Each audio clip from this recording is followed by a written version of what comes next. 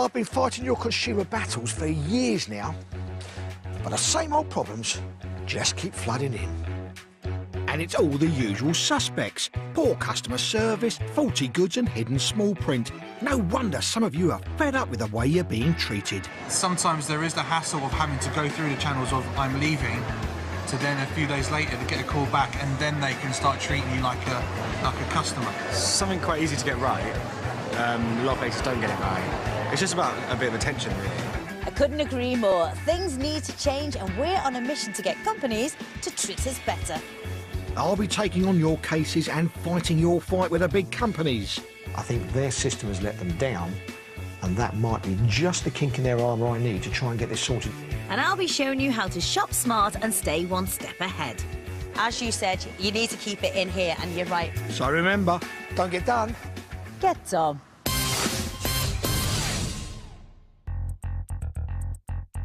On today's show, how one man's life just didn't add up when he discovered his savings account had disappeared. I do not understand why £8,000 gone just like that. And one woman's stroke of luck after her house went up in flames. I don't understand.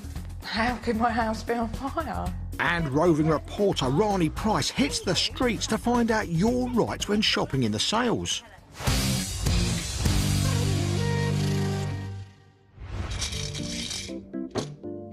We all know saving money is undoubtedly a very sensible thing to do because it gives us financial stability and peace of mind. And we trust our banks and building societies to look after our savings. But what would you do if you went down to withdraw your funds and all of a sudden you realised your savings were no longer there? Which is exactly what happened to 88-year-old Valentine Brown, who opened a savings account at Abbey National with £8,000 to find out 10 years later it had disappeared. Valentine worked hard all his life to save enough money for his retirement. I'm a saver in a sense, yes. I sort of look after my money, and I've been looking after it for my retirement. That was what it was all about. When I came back from the forces, that was in 1947, I had to find work because there was no office available then because they were not working again, and I got myself a job in the bank, and as I hadn't got the grades, I started off as a messenger and I worked my way through the system, and I'd done 43 years with the bank, retired from there, and since then, I say, I've carried on and looked after my savings. In 1997, Valentine opened a passbook account with the Abbey National and deposited £8,000. I opened my account with Abbey National, which I had surplus from my account in the bank, which I was putting there as savings. This is what I was doing to accumulate money for when I retired. That was the whole idea, and for my travelling. And one place close to Valentine's heart is Greece, because this is where he met his late wife, Dimitra. It was love at first sight. We decided to get married. I had to go see all her family of 7 brothers and sisters, and I was made so welcome by the family there. I thought that I was still one of the family then. And from then on, they've been a very close-knit family. Sadly, his wife fell ill 14 years ago, and Valentine dedicated his time caring for her and forgot about the account. It wasn't until his son was helping him go through his finances that they found the passbook associated with Valentine's Abbey National savings account. After Mum died, there was 3 or 4 years of grieving, if you like, and then Dad finally come to light, you know, that we need to sort things out. And we looked through all the paperwork of various things, and this book suddenly reared its ugly head, if you like. Abbey National is not around any longer, as in 2004 it was acquired by Santander. Since Santander took over the account, we've heard absolutely nothing. No paperwork, no accounts, no statements, absolutely nothing. Valentine and Les headed off to a local branch of the bank to check the account, only to hear some rather worrying words. We've got no knowledge of this whatsoever. Leave it with us, we will deal with it and we'll get back to you. No knowledge? That doesn't sound right. So Valentine and Les did what anyone would do and wrote a letter of complaint. 2 weeks passed and no reply, so they wrote again.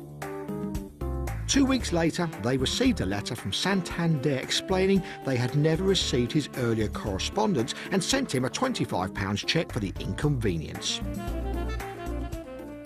I think they thought that when the £25 was going to come through and that was going to be a goodwill gesture, you were just going to say thank you very much and bye-bye, case closed.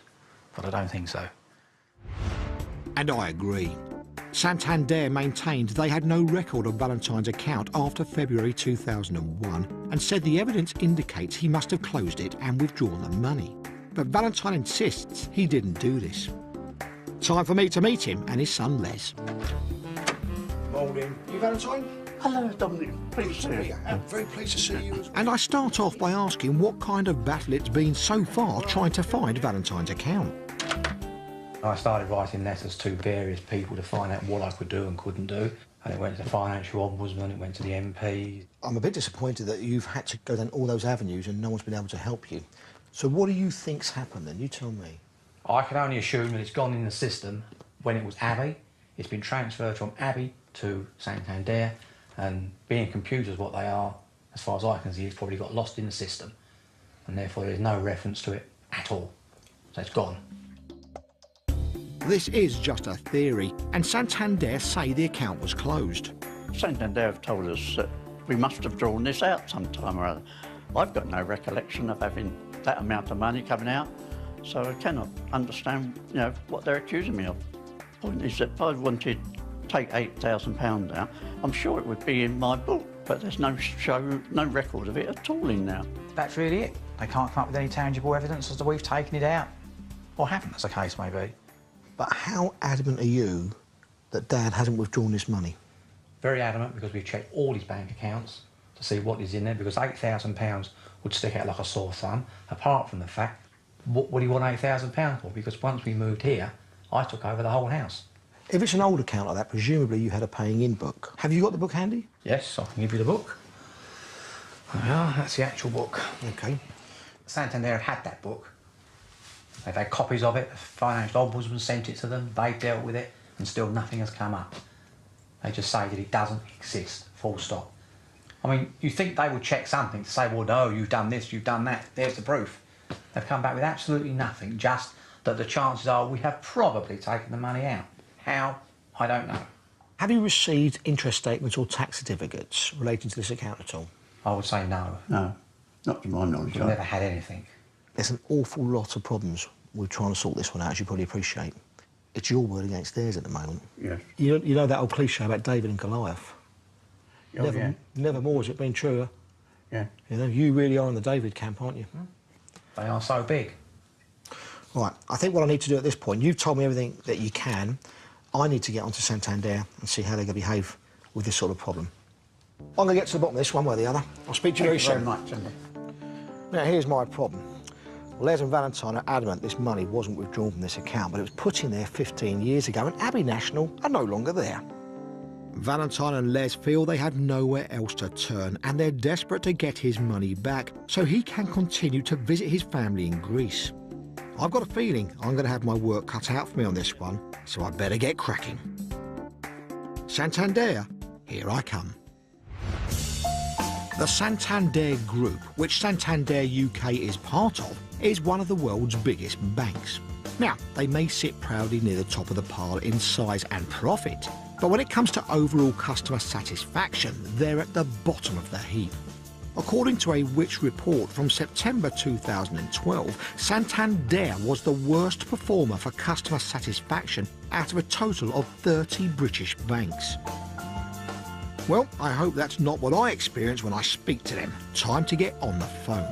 Now, don't forget, they've told Valentine they believe he withdrew his money, and I want to know when, where and how. Thanks for calling Santander. For bank and savings accounts, press 1. Credit cards, press 2. Hello, my name's Dominic Littlewood. I'm actually calling from the BBC about a query with a customer's account. The gentleman, who doesn't want his voice to be used, asked if I'm named on the account. I have a letter of authority to speak on their behalf. I'm then asked for the account details. Yeah, you can. It was originally an Abbey National one, so I don't know if you'd still have that. The man says there's no information coming up and requests some more details about the customer, including full name and date of birth. But even after inputting this, no account appears. He goes on to say he doesn't think he can be of any more help, so will transfer me to another department. Interesting, I've just found out that Santander have a specialist complaints department. I've got their number and I'm being put through now. So I bring this specialist team up to speed. Thank you. And they won't deal with me.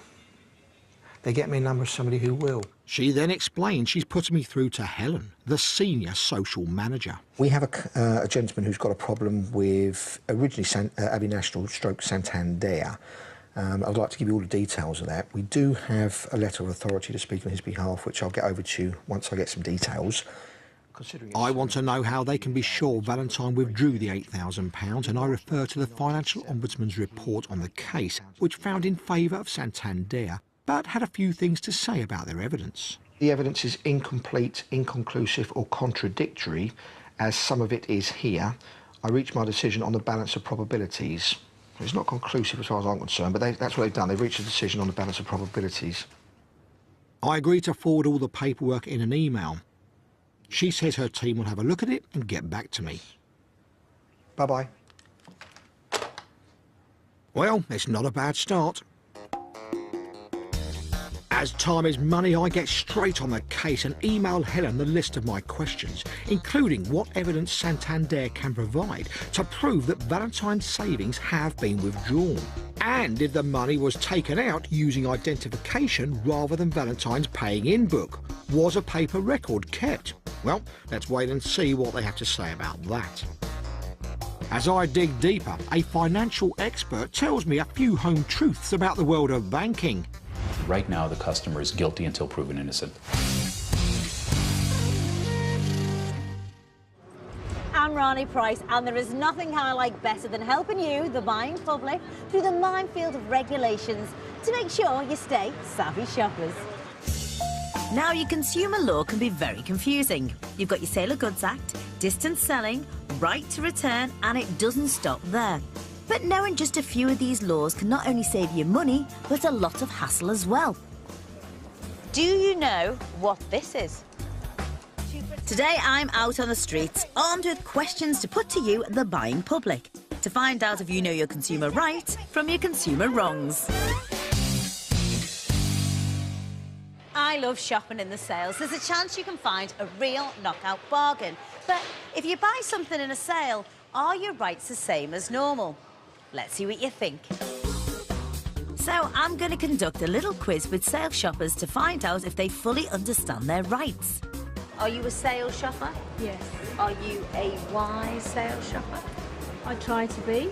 Do you think you're a wise man, a wise shopper? If I'm buying something brand new, then I'm aware that providing you have a proof of purchase, then you can give it back or return it in 28 days. What about sale stuff? Is it the same or is it different? Are you good at buying stuff and sale? Do you know your rights, though? No. No? What are my rights? I'm sensing our shoppers aren't that consumer confident. Let's dig a little deeper. So, the scenario is a shop advertises everything half price. You spot a TV you've had your eye on for ages for £500, so you expect to buy it for £250. But when you get to the till, they say it's not in the sale. Can the shop legally do this? Normally, when I go into shops and they say everything's half price, then it has to be. Am I wrong? Does it say everything's 50% off? Outside it I says don't know. everything 50% Then I suppose they can't. Can they do this? I wouldn't have thought they can, but they probably do. Can you demand that it should be in the sale because of the sign outside? So I would definitely ask, is this item in the sale? And when they told me no, it's not, I'd be very annoyed. Here to put us on the right track is Rob Vale from Trading Standards. If a trader advertises everything as half price, then everything has to be half price with no exceptions. If they try to exclude items, then this can be misleading, which could be an offence under the consumer protection regulations. So it needs to be reported to Trading Standards. Can you force them, though, to sell it to you for the sale price? I suppose it depends how long you're willing to stand and argue. No, absolutely not. If you report this to trading standards, then they will almost certainly investigate it because it is a criminal offence. However, you can't, as a consumer, insist that the trader sells you this item at the lower price. The goods are known as an invitation to treat, and they can refuse to sell any item to you if they so wish. 60% off. Shop is closing down today. Yeah. 3 weeks later, your mate comes round and goes, look what I've just bought. Shop's closing down today, 60% off. Get yourself down there. And you go, I did do that 3 weeks ago. I got it for 60% off when it was closing down that day. In fact, this shop has been closing down for 2 years. Can they do that? I wouldn't have thought so, and I'd be pretty angry. Advertising the closing down sale when you're not closing down is now a banned practice. It's against the law under the consumer protection regulations. So if you see this happening, you must report it to trading standards. For his birthday, he wants a good stereo. You decided you're going to buy him one because it's in the sale. You get it for him, you bring it home, he plugs it in and it just buzzes. Now you bought it in the sale, can you take it back? You can take it back, but you won't be able to get your full money back.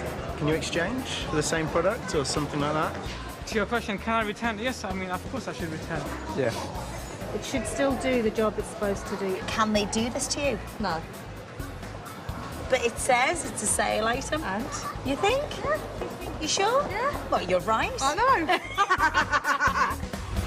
You can return sale items if there's a fault, but not if you've changed your mind, which applies to any item that you might buy. But if the sale item is a second, or if the fault is brought to your attention at the time of purchase, then you won't be able to reject the goods under those circumstances. So, just because you've bagged yourself a bargain, it doesn't mean you have to lose your rights.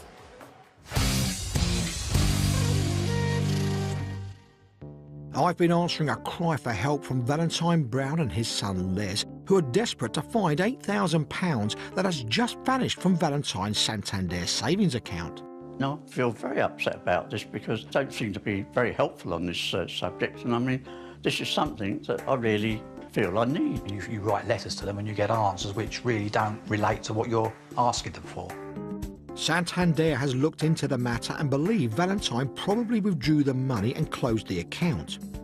Their evidence to back this up are tax records, which show that no tax was paid on any interest, and so the account must have been closed. However, Valentine is adamant that he's never taken the money out and still has the passbook, which clearly shows the £8,000 deposit and nothing else. Santander have been pretty quiet since my first call 9 days ago. They've emailed me once just to say they're looking into the case and will get back to me shortly. But the longer we wait, the more money Valentine's potentially losing. So I'm going to get back on the blower to them. This time, I just want to know why they don't have a record, any kind of record, of Valentine closing his account. Your retrieval department, which looks at accounts closed in the past, were unable to locate any details on the savings account in question. Obviously, they have a cut-off point where they don't go any further. Helen, the senior social media manager at Santander, tells me that records for closed accounts are kept for 6 years. OK. To be fair, 6 years' worth of records is all that banks are legally required to keep, but the lack of paper evidence makes life a little trickier for me.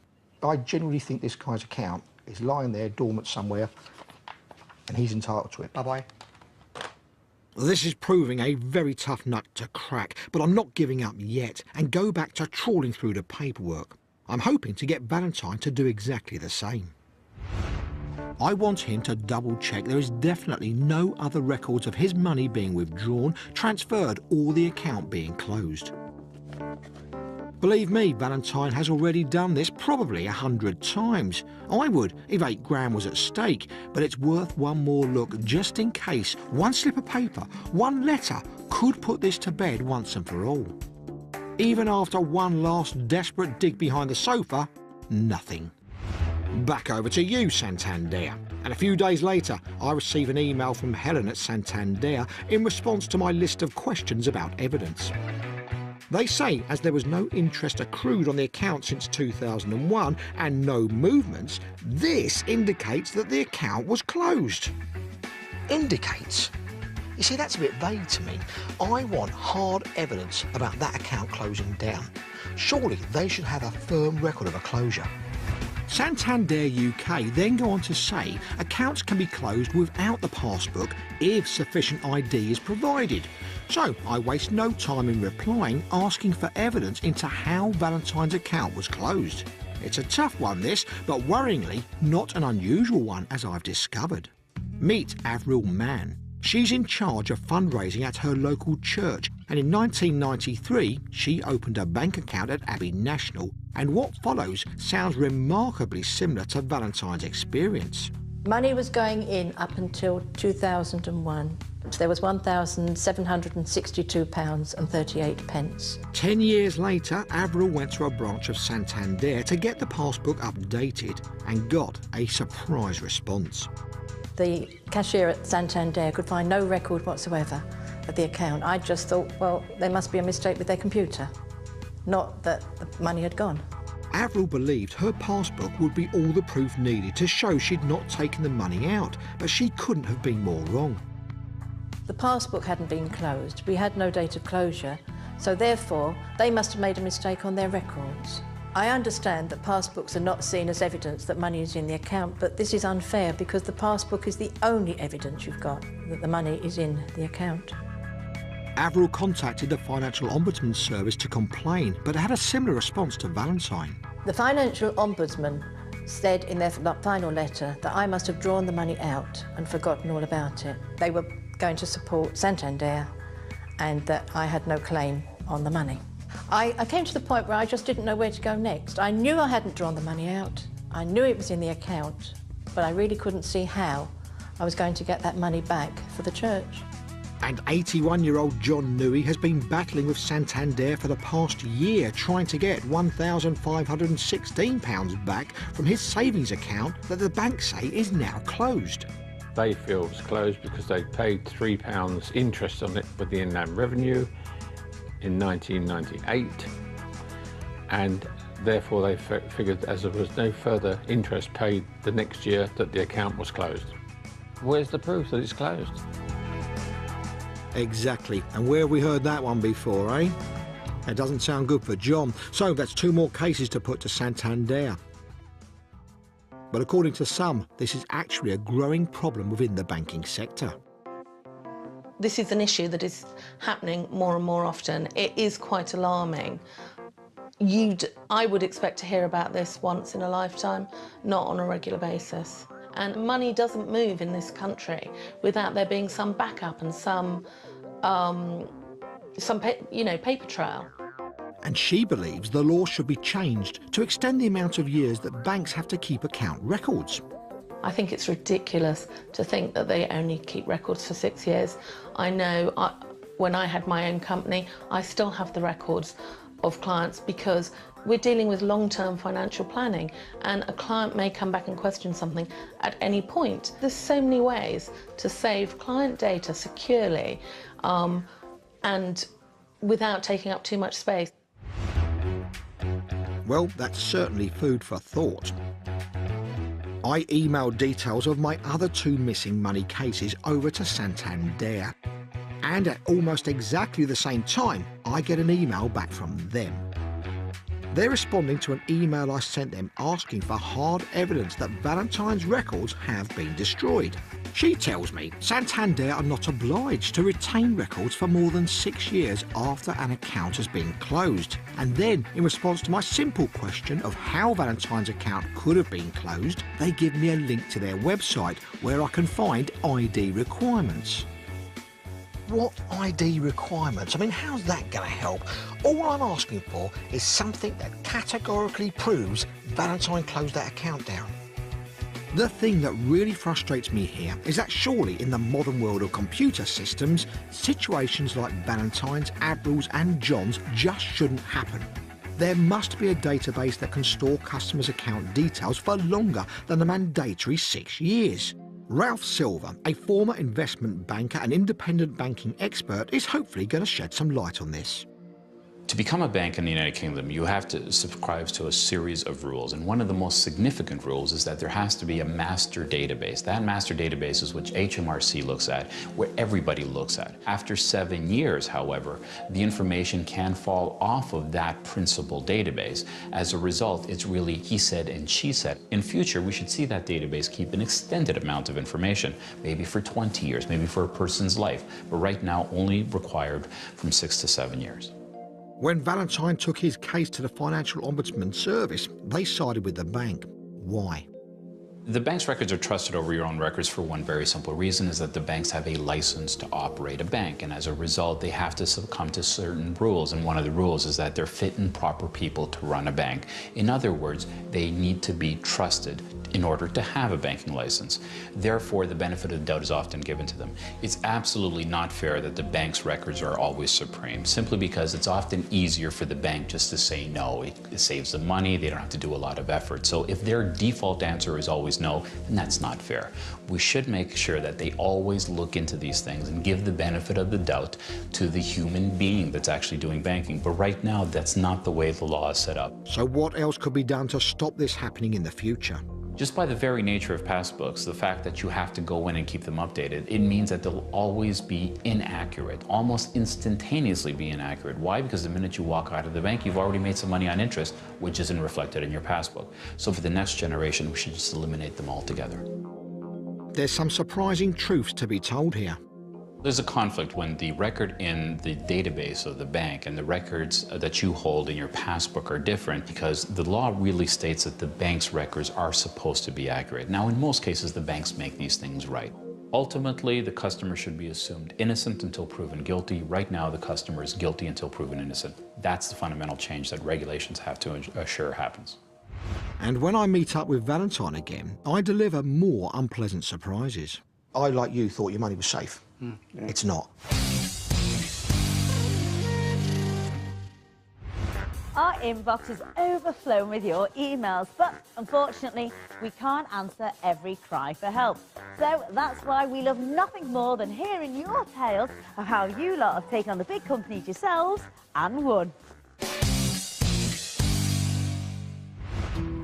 Hard-working single mum Sam Britton from Suffolk moved into a two-bedroom semi-detached house in 2005. The property is part owned by a regional housing association. It was in a real state. It was a good couple of years before everything had got finished. Once I'd sort of turned it around, you know, it was a lovely home. Sam's father, Wayne, a retired policeman, helped his daughter get it up to scratch. To bring the house round, we had it replastered, reboarded, the ceilings done. Sam spent over £2,000 refurbishing the property, but felt it was worth it as she and her 14-year-old son, Connor, could now start to enjoy living in their new home. Got great neighbours, got really friendly, close, you know, and Connor loves it. Sam's house had buildings insurance through the housing association, and when she moved in, she'd also been given an electrical safety certificate. So she felt her and her son could sleep easy. However, she didn't take out contents insurance as it was too expensive. She just hoped for the best. We're not ashamed to say that she didn't have any contents insurance. Sam will say to me, "What did I need contents insurance for, Dad? I didn't have anything. I didn't have jewellery, I didn't have laptops, I didn't have computers. The only thing I had of value was my television." But 6 years later, early in the morning, on the 17th of December 2011, Wayne was rudely awoken.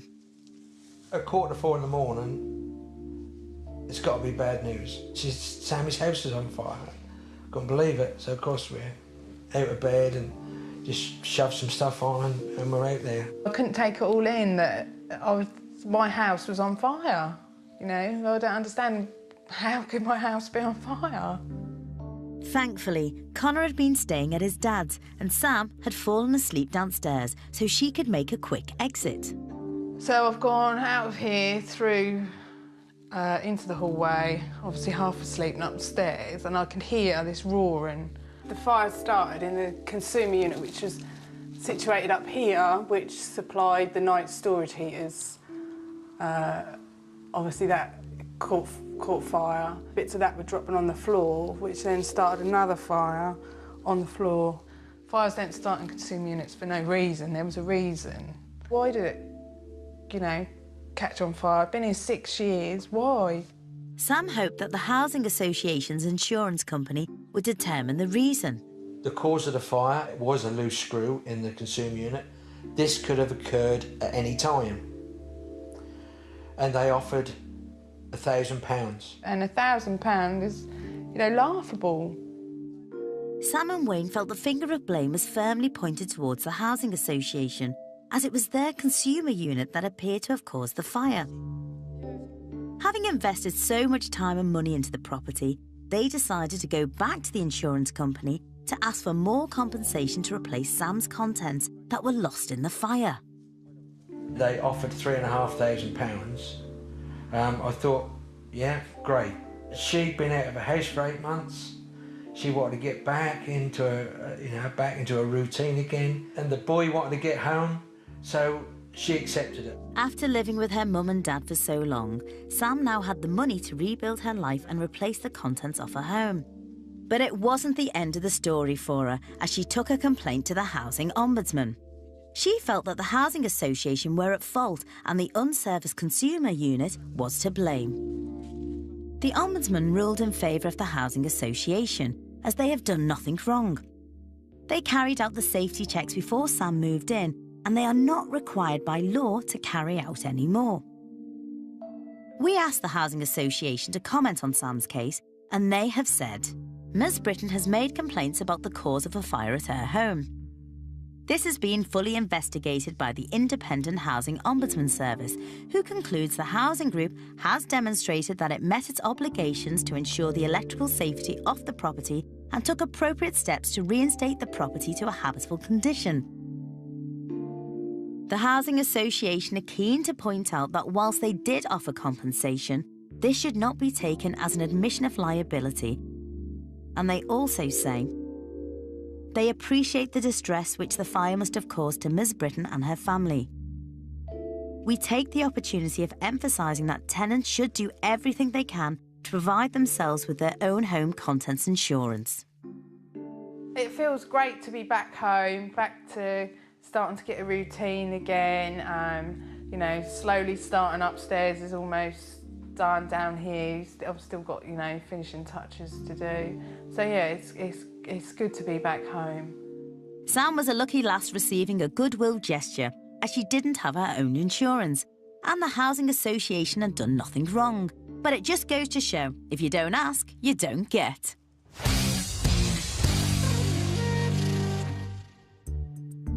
Following a chance discovery of £8,000 sitting in an old savings account, Valentine Brown and his son Les went along to his branch of Santander to withdraw the money, only to be told by the bank that the account had been closed. Valentine is adamant he never did this and is equally certain he never withdrew the money. Santander say he did, but can't say when, where or how. What's happened to this money that I have in my account? We can get very annoyed, Les and I, at the fact, you know, that we're getting nowhere with it. You don't expect to lose the money in a bank. You expect them to be the pillar of society, if you like, having all the appropriate information on computers, as they say they do. And it makes you very angry. I'm determined to help Valentine get to the bottom of this, and I've just received an email from Helen at Santander. Could this be good news? She starts by saying that in the case of Avril Mann, who claims £1,762 has just disappeared from her account, the FOS has already investigated and sided with Santander. We already knew this, and they are obviously not going to dig any deeper. As for John Newey and his fight with the bank to find £1,516, his case is currently being investigated. Finally, for Valentine Brown, as Santander believe his account was closed more than 6 years ago, they don't have any records of the withdrawal. The banks have done what the law requires, but it seems that's all they will do, despite the fact that all three of these account holders insist they never withdrew any money or closed their accounts.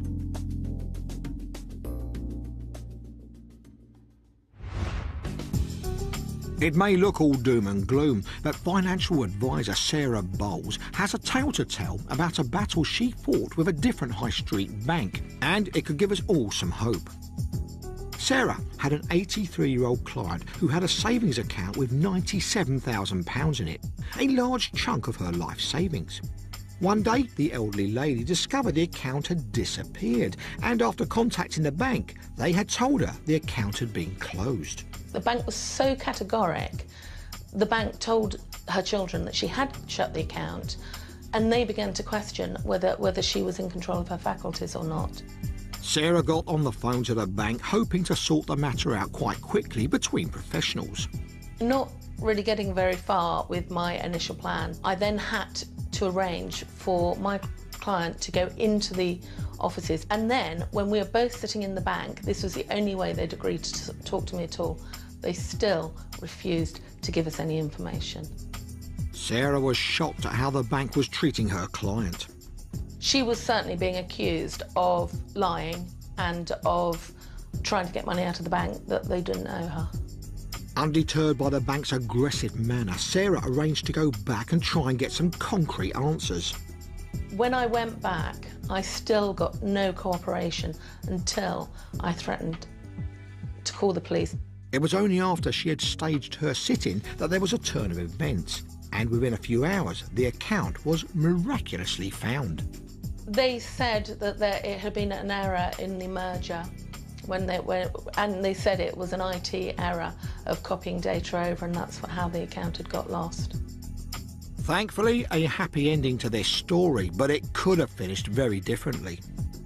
I have to say, I do not believe for a minute that this lady would have got her money back unless someone was involved in helping her.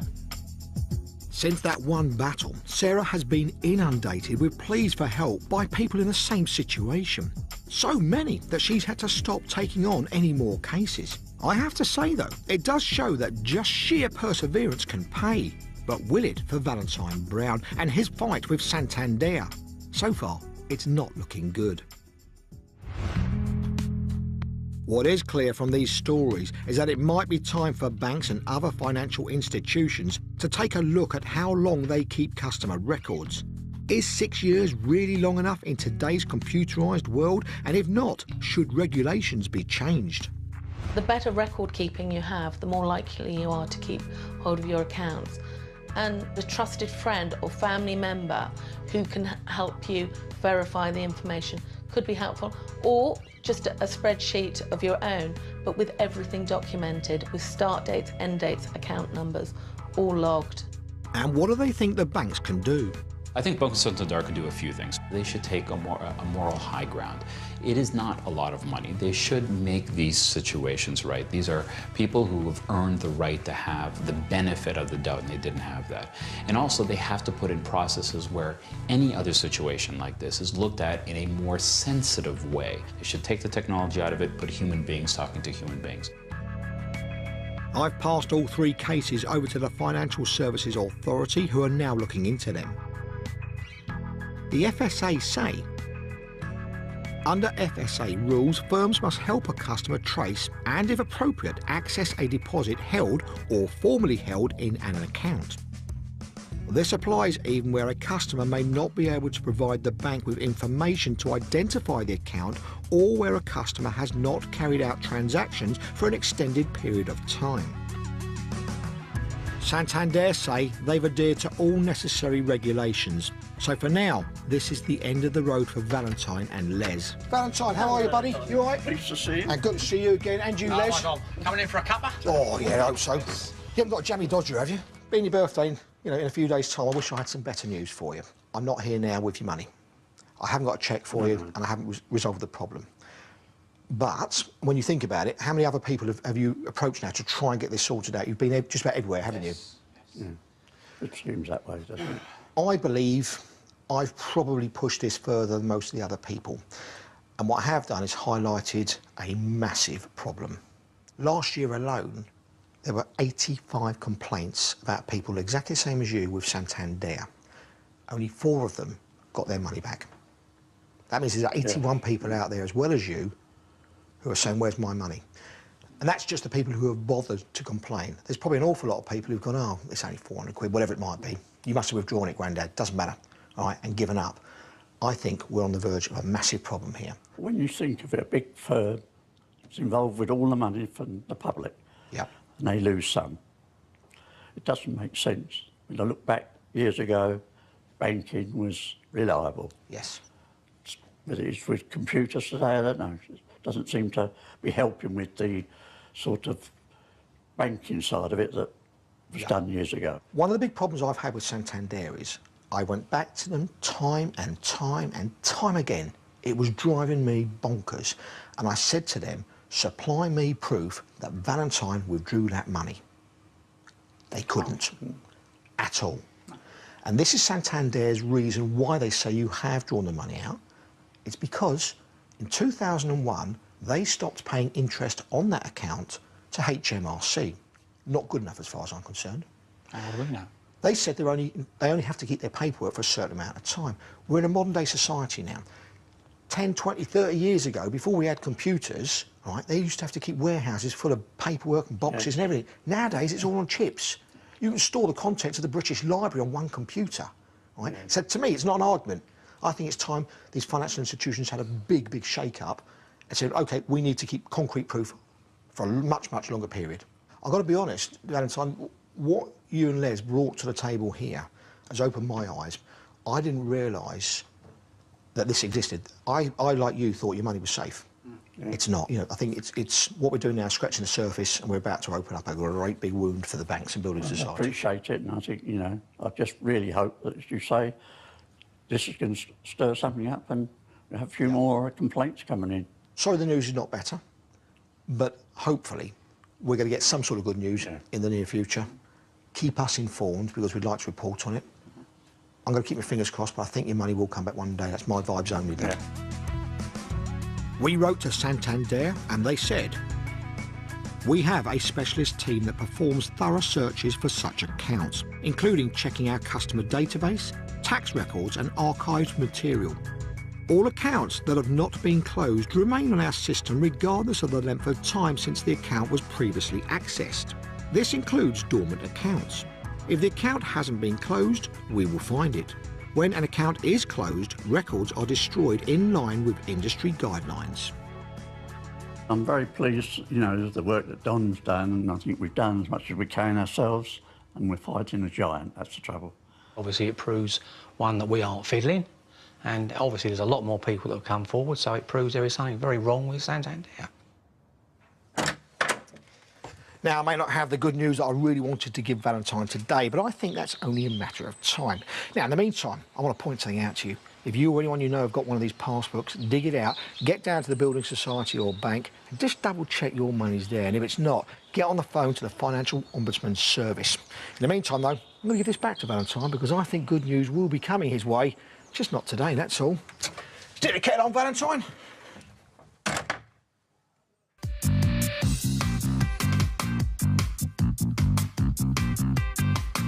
A woman loses the family jewels in a robbery. Never fear, crime scene rescue is at hand. Next on BBC Two.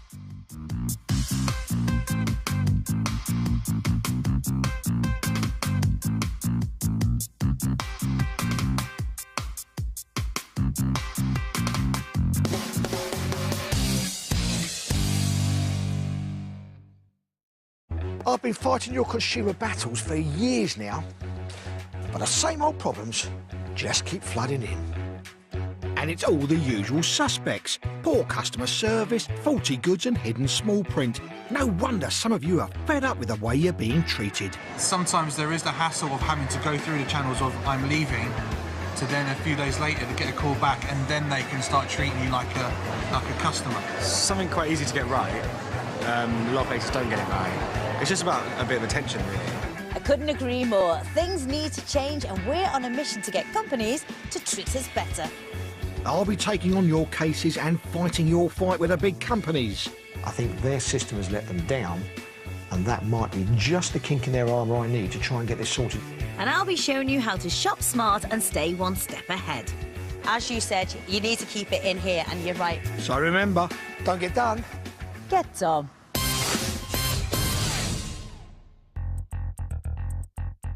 On today's show, how one man's life just didn't add up when he discovered his savings account had disappeared. I do not understand why £8,000 gone just like that. And one woman's stroke of luck after her house went up in flames. I don't understand, how could my house be on fire? And roving reporter Rani Price hits the streets to find out your rights when shopping in the sales.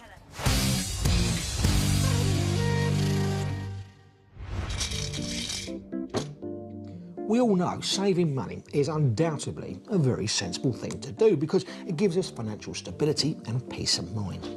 And we trust our banks and building societies to look after our savings.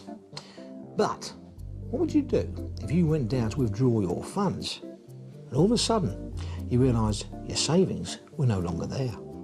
Which is exactly what happened to 88-year-old Valentine Brown, who opened a savings account at Abbey National with £8,000 to find out 10 years later it had disappeared. Valentine worked hard all his life to save enough money for his retirement. I'm a saver in a sense, yes. I sort of look after my money and I've been looking after it for my retirement. That was what it was all about. When I came back from the forces, that was in 1947, I had to find work because there was no office available then because they were not working again, and I got myself a job in the bank, and as I had got the grades, I started off as a messenger and I worked my way through the system, and I'd done 43 years with the bank, retired from there, and since then, I've carried on and looked after my savings. In 1997, Valentine opened a passbook account with the Abbey National and deposited £8,000. I opened my account with Abbey National, which I had surplus from my account in the bank, which I was putting there as savings. This is what I was doing to accumulate money for when I retired. That was the whole idea, and for my travelling. And one place close to Valentine's heart is Greece, because this is where he met his late wife, Dimitra. It was love at first sight. We decided to get married. I had to go see all her family of 7 brothers and sisters, and I was made so welcome by the family there. I thought that I was still one of the family then. And from then on, they've been a very close-knit family. Sadly, his wife fell ill 14 years ago, and Valentine dedicated his time caring for her and forgot about the account. It wasn't until his son was helping him go through his finances that they found the passbook associated with Valentine's Abbey National savings account.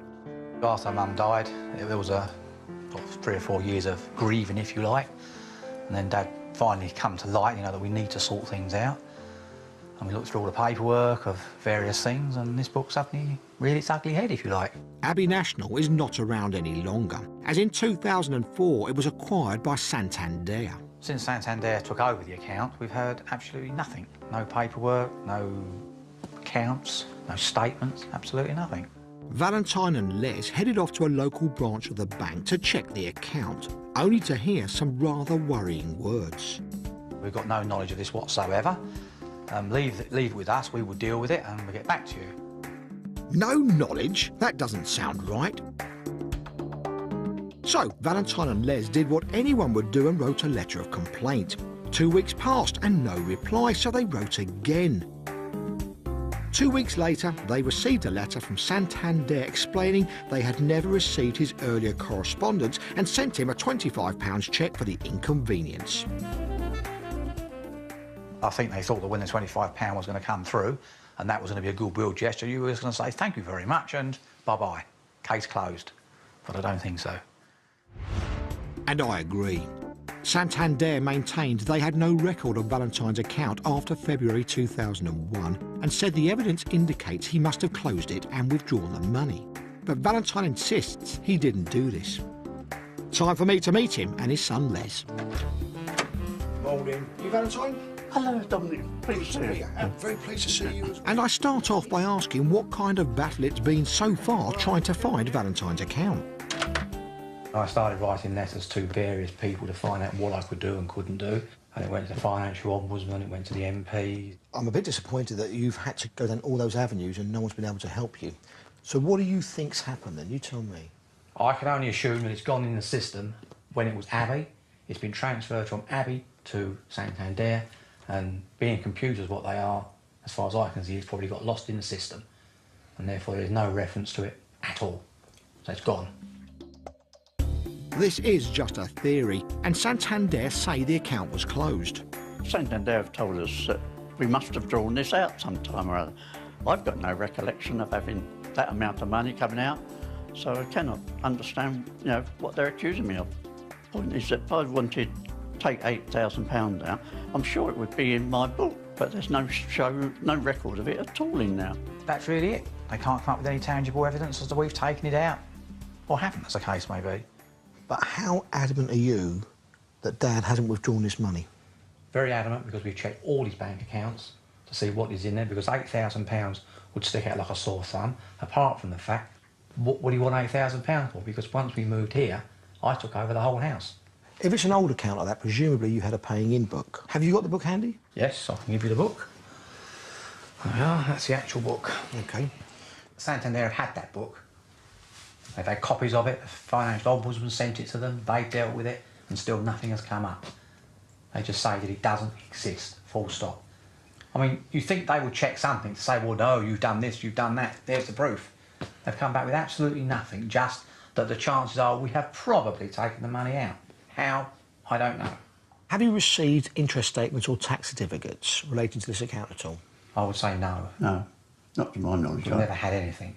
There's an awful lot of problems with trying to sort this one out, as you probably appreciate. It's your word against theirs at the moment. Yes. You know that old cliche about David and Goliath? Oh, yeah. Never more has it been truer. Yeah. You know, you really are in the David camp, aren't you? They are so big. Right, I think what I need to do at this point, you've told me everything that you can. I need to get onto Santander and see how they're going to behave with this sort of problem. I'm going to get to the bottom of this one way or the other. I'll speak to you very soon. Thank you very much. Now, here's my problem. Les and Valentine are adamant this money wasn't withdrawn from this account, but it was put in there 15 years ago, and Abbey National are no longer there. Valentine and Les feel they have nowhere else to turn, and they're desperate to get his money back so he can continue to visit his family in Greece. I've got a feeling I'm going to have my work cut out for me on this one, so I better get cracking. Santander, here I come. The Santander Group, which Santander UK is part